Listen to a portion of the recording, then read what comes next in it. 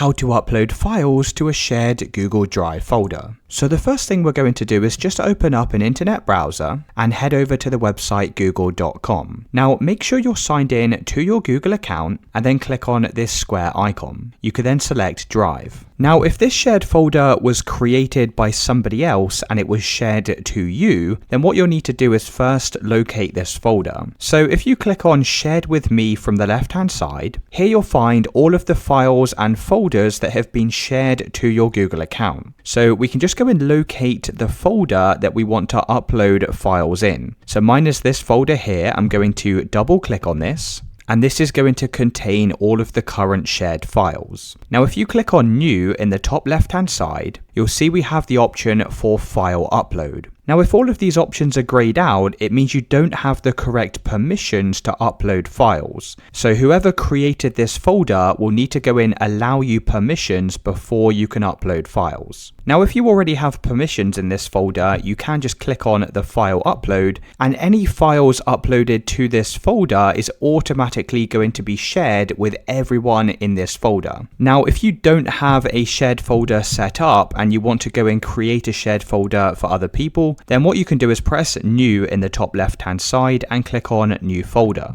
You can then go and give your folder a name and press Create. Now click on the three vertical dots next to your folder, click on Share, and click on the Share button. Now next to Restricted, click on this drop down arrow, and you need to make sure it's set to anyone with the link. You can then click on this Copy Link button and go and press Done. Now what you can do is share that link with other people so they can come and access your shared folder. You can also invite people directly just by entering their email address. Now once you've created the shared folder, you can just go and double click on it, and now you or someone else can upload files to this shared folder, and just like before, they're going to be shared by everyone inside of this folder. So you can just press New and click on File Upload, and then you can go and upload all of your files to this shared folder.